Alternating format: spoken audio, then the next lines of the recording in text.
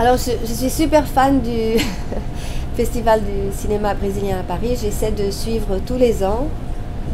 Tous les ans, je découvre des choses formidables, aussi bien dans la fiction que parmi les documentaires. Et donc, j'engage vraiment les gens à aller voir le festival parce que il y a toujours des perles qu'on découvre. Et je pense que la sélection de Katia donne vraiment un aperçu de ce qui se fait chaque année au Brésil. Et puis, c'est toujours bon d'avoir un peu de ce souffle tropical à Paris. J'ai toujours été très très passionnée par le Brésil. J'adore le fait que le Brésil concrétise un mélange de cultures qui est magnifique et qui est très très excitant. Donc j'ai toujours beaucoup suivi l'activité culturelle au Brésil qui est vraiment foisonnante à tous les niveaux. Et donc je suis là en ce moment pour faire une pièce de théâtre qui a à voir justement avec ces questions de transmission. C'est une coïncidence incroyable, mais la pièce a beaucoup de points en commun avec le film que je viens de terminer, Les yeux de Bakuri. Et elle est écrite par quelqu'un de très jeune, ce qui prouve que les gens, effectivement, ne cessent ici de penser leur histoire, leur actualité, ce qui se passe. Et je sens ça dans le théâtre, je sens ça dans la musique, je sens ça dans le cinéma. Donc je trouve ça toujours très excitant de venir ici et de participer à la création qui a lieu ici. La pièce qui s'appelle « À nos enfants » est un dialogue très intense entre une mère et une fille.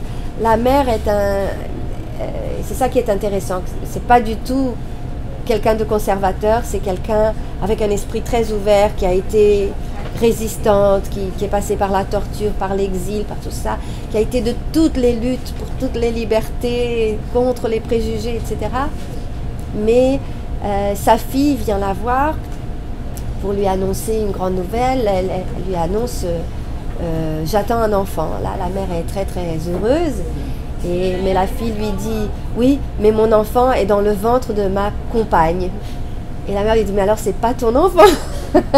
et en fait c'est tout un dialogue très intéressant qui pose tous les problèmes des nouvelles formes familiales. Et il est intéressant de voir comment cette mère qui a cet esprit très ouvert, finalement, on voit les limites des préjugés de l'une et de l'autre, parce que la fille aussi est très, d'une certaine façon, la fille est beaucoup plus conservatrice que la mère, et donc c'est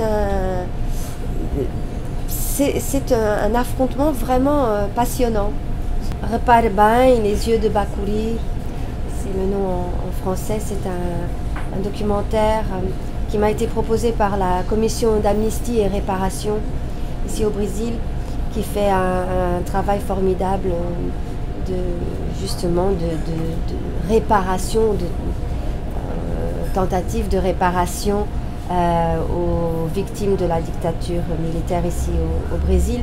Donc ces personnes qui étaient des résistants sont finalement amnistiées, c'est-à-dire qu'ils rentrent dans la légalité et ils ont accès à leurs documents, à leur vrai nom. Souvent, par exemple, les enfants qui étaient nés dans la clandestinité n'avaient pas leur vrai nom. Donc voilà, ils acquièrent une véritable identité, les papiers en ordre, et ça a une importance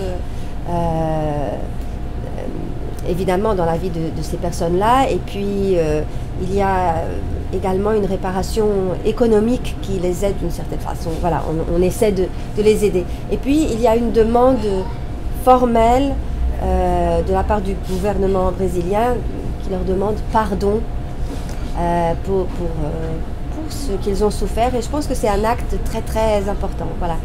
Et donc la commission m'a proposé de travailler sur la famille de Denise Crispin, qui est la veuve de Bakouri, Eduardo Leite, qui a été un grand résistant et on dit une des personnes les plus longuement torturées ici au Brésil.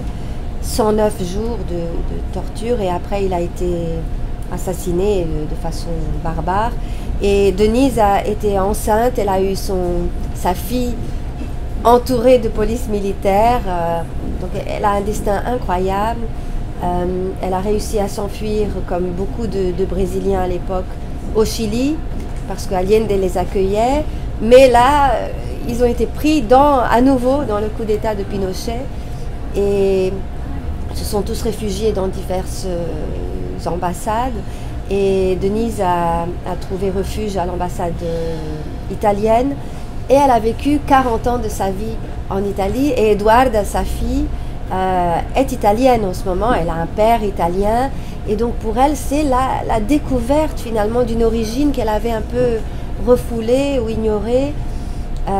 Et donc le documentaire suit l'histoire incroyable de cette famille en retraçant les 3 générations finalement, parce que la mère de Denise, Encarnación, qui était issue de l'immigration espagnole ici au Brésil, était elle-même résistante. Elle a fait la guérilla à côté de ses enfants.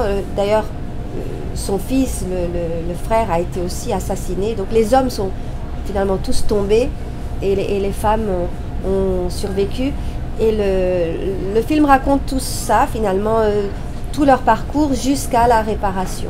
C'est vrai, je vois beaucoup ce film comme une suite logique de Capitaine d'Avril, qui était évidemment une fiction, mais qui racontait de façon, je pense, très proche aux faits historiques la révolution des œillets au Portugal. J'ai voulu vraiment suivre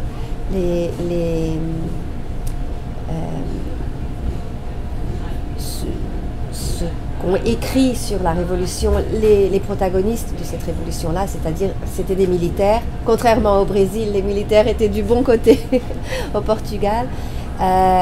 Et ils ont fait des récits très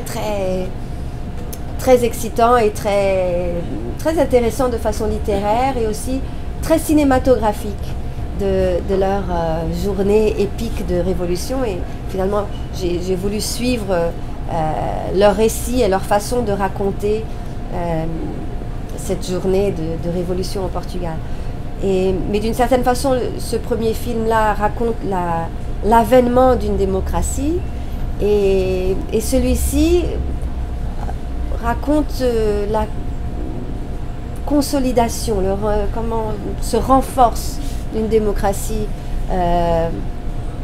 qui est celle du Brésil, qui, je pense, traverse un moment très positif au regard de ce qui se passe dans d'autres régions du monde. Je trouve que c'est formidable ce qui se passe ici, et c'est une démocratie qui se renforce justement par ce genre d'actes-là de reconnaissance et de l'histoire, et de permettre à la population d'avoir accès à son histoire. En fait, de Ana Peta, qui est elle-même une actrice brésilienne qui a fait le contact avec la commission d'amnistie et réparation, et qui a elle-même tout un travail très engagé, et qui est ma collaboratrice et proche amie. Elle a fait le lien. Mais aussi, je pense que les gens savent ici que je suis vraiment passionnée par le Brésil. Et je trouve que, bien sûr, le dialogue entre les Portugais et les Brésiliens est très profond et très beau, et qu'il faut le poursuivre. J'adore le cinéma novo, Glauber Rocha. J'adore tous les films de Jabor sur les textes de Nelson Rodrigues. Je trouve ça super excitant. Et puis il y a un film que j'aime particulièrement, qui s'appelle Copacabana Me Engana, de Antônio Carlos de Fontoura. C'est un film délirant et très, justement, c'est du cinéma novo, avec tous les excès aussi du cinéma novo. Voilà, c'est celui que je recommande comme ça. Les acteurs brésiliens travaillent beaucoup en général. Il y a quand même beaucoup de théâtre. Il y a les films, il y a les telenovelas. Donc c'est des gens qui sont très rodés. Et puis moi je sens quand même qu'il y a une influence, que le Brésil, dans tous les arts, finalement, est ce creuset d'influence où on peut sentir ce qui arrive des traditions théâtrales de l'Europe, avec une espèce d'exubérance tropicale qu'il y a ici. Et je pense qu'il y a une dimension ludique qui est très importante. Les gens sont assez ludiques. Ici au Brésil, les gens sont toujours prêts à une roda de samba, à partir à faire de la musique ensemble, à chanter ensemble, à s'amuser ensemble. Et je pense que cette dimension ludique est très importante pour les acteurs, et ils ont tous ça. Et donc c'est très amusant, parce que si on leur propose un jeu, ils sont d'accord. Et jouer, c'est ça, jouer. Il ne faut pas que les acteurs perdent cette dimension ludique de leur travail. Je viens de terminer aussi un film comme actrice au Canada, de Rudy Barrichello, qui s'appelle Meetings with a Young Poet, rencontre avec un jeune poète, qui est un film construit autour de la figure de Samuel Beckett.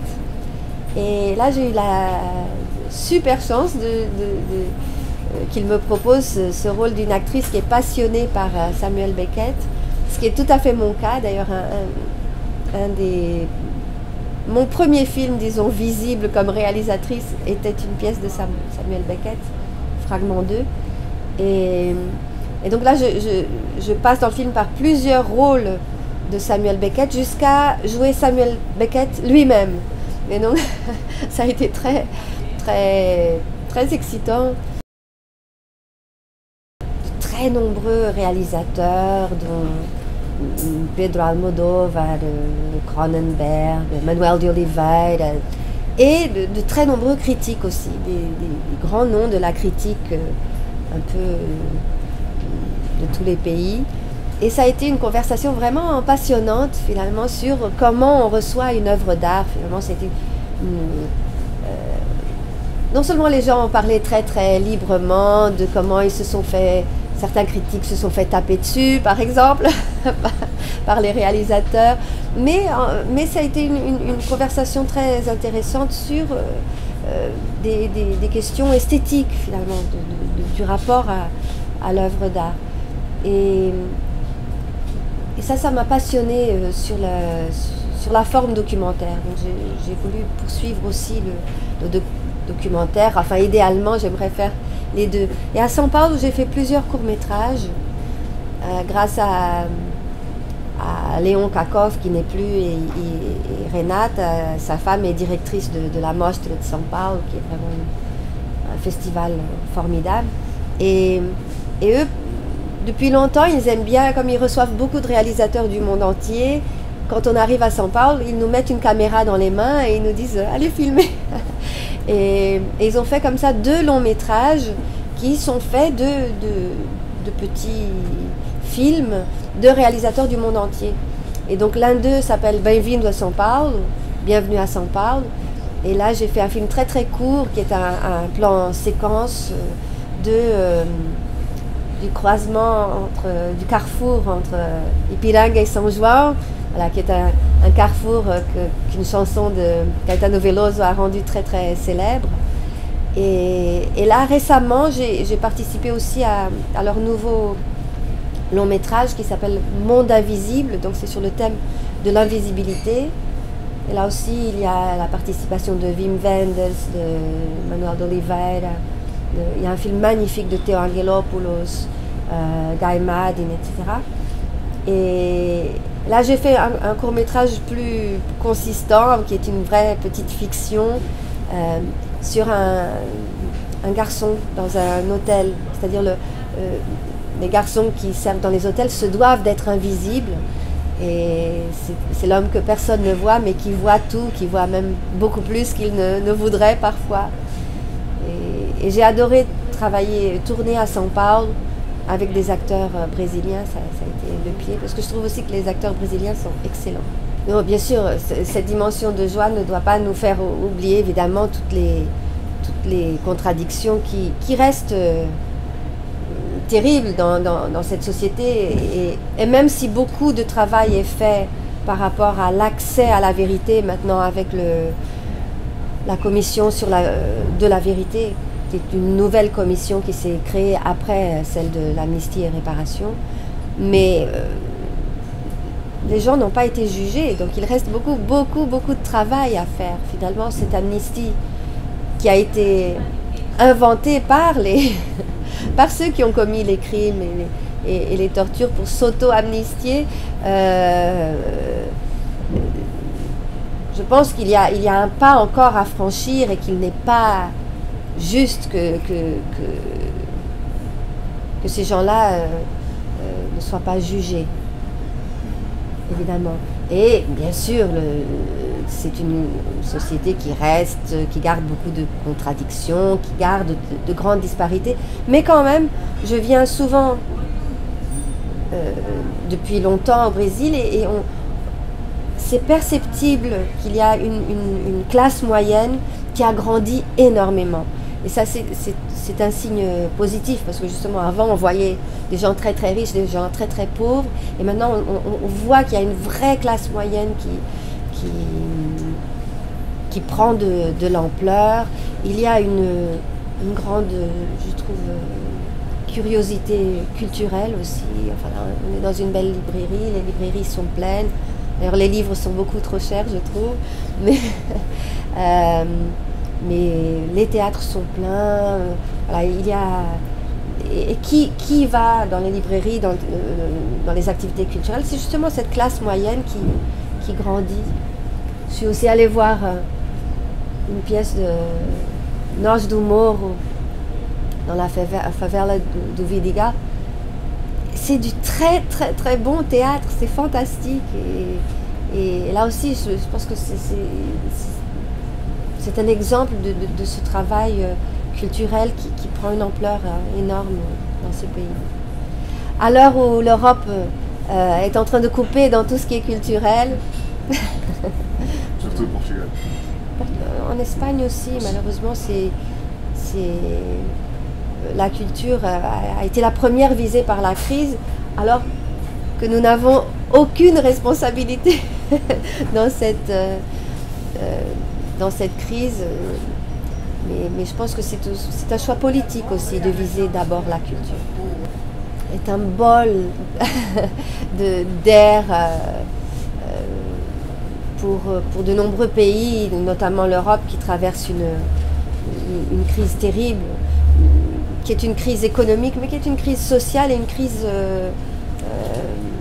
une dépression aussi, je pense, de l'esprit européen. Et sans nul doute, personnellement, ça me fait un bien fou d'être en contact avec le Brésil, qui est un pays qui est tourné vers l'avant. C'est un pays où tout le monde sait au moins 900 sambas ou chansons par cœur. Et voilà, c'est un pays où les gens n'ont jamais désappris à chanter et à danser. Et ça, c'est une forme de savoir très très importante et une forme d'être en bonne santé spirituelle très très importante.